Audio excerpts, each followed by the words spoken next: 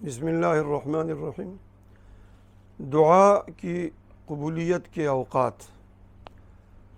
دعا کے بارے میں یہ تو ہم سب جانتے ہیں کہ مخ العبادہ، یعنی عبادت کا خلاصہ اور مغز، اور الدعاء هو العبادہ، یہ ہے ہی عبادت، دعا عین عبادت ہے، نماز روزے کی طرح۔ تو اور دعا ایک ایسا ہتھیار ہے مومن کا کہ جس سے تقدیر تبدیل ہوتی ہے، اللہ اپنے فیصلے تبدیل فرما دیتے ہیں۔ ایک فیصلہ ہو چکا ہوتا ہے اللہ رب العزت کی ذات اقدس کی طرف سے بندے کے متعلق، لیکن بندہ جب دعا کرتا ہے تو وہ فیصلہ اللہ فرماتا ہے میں تبدیل کر دیتا ہوں۔ لا يرد القضاء الا الدعاء، کہ فیصلے کو اگر تبدیل کوئی چیز کر سکتی ہے تو وہ انسان کی دعا ہے۔ اب ہم نے یہ معلوم کرنا ہے کہ دعا کے قبولیت کے اوقات کیا ہیں۔ ویسے تو بہت سارے مقامات ہیں، ہمارا ایک رسالہ ہے جس میں تقریباً 21 مقامات میں نے احادیث کی روشنی میں اس میں ذکر کیے ہیں کہ کن کن اوقات کے اندر دعائیں قبول ہوتی ہے، باقاعدہ احادیث مبارکہ کا اس میں حوالہ جات ہیں۔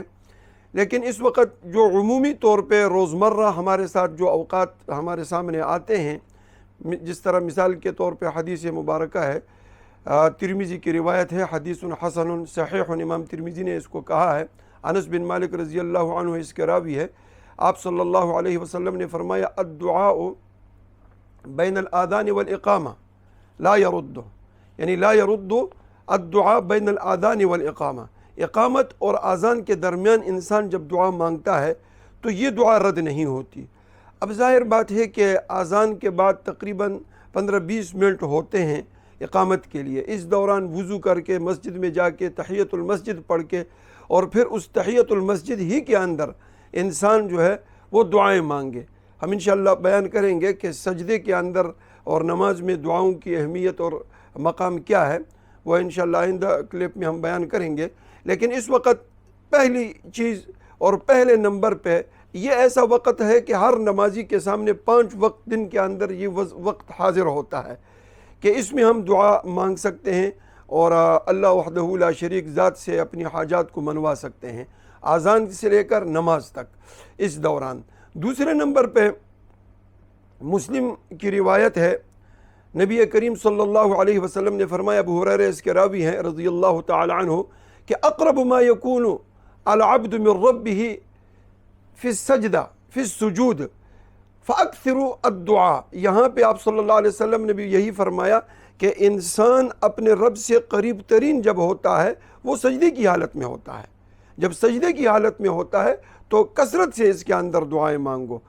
تو دوسرے نمبر پہ نماز کے اندر سجدے کی حالت میں یہ مقام آپ صلی اللہ علیہ وسلم نے بیان فرما دیا۔ اور تیسرے نمبر پہ ابو امامہ رضی اللہ عنہ اس روایت کے راوی ہیں، امام ترمذی نے اس کو حسن کہا ہے، فرمایا کہ ایک شخص نے آ کر کہا کہ قیل یا رسول اللہ ای الدعاء اسمع، سب سے زیادہ کون سی دعا سنی جاتی ہے، یعنی کس وقت کی دعا اللہ کی ذات اس کو قبول فرماتے ہیں۔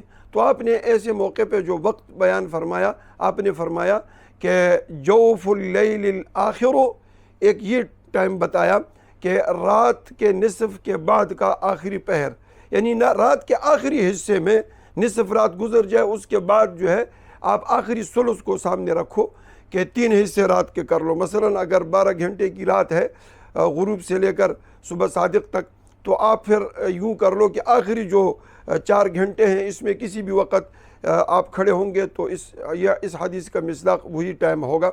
تو آخری پہر کے اندر رات کو۔ اور دوسرے نمبر پہ آپ صلی اللہ علیہ وسلم نے فرمایا کہ دبر الصلوات المکتوبات، کہ ہر فرض نماز کے بعد دعا قبول ہوتی ہے۔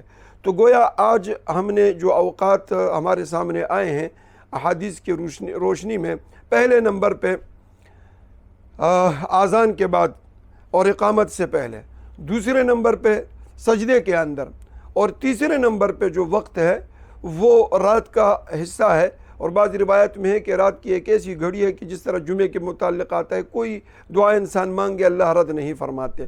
اور آخر میں فرمایا جو چوتھا مقام یہاں ہم نے اب بیان کیا ہے وہ نماز کے بعد ہے، فرض نمازوں کے بعد۔ آپ صلی اللہ علیہ وسلم کا معمول مبارک تھا کہ نماز کے بعد اللہ اکبر استغفر اللہ استغفر اللہ استغفر اللہ، اللہم انت السلام ومنک السلام تبارکت یا ذا الجلال والاکرام، لا الہ الا اللہ وحدہ لا شریک لہ لہ الملک ولہ الحمد وہو علی کل شیء قدیر، اللہم لا مانع لما اعطیت ولا معطی لما منعت ولا ينفع ذا الجد منک الجد۔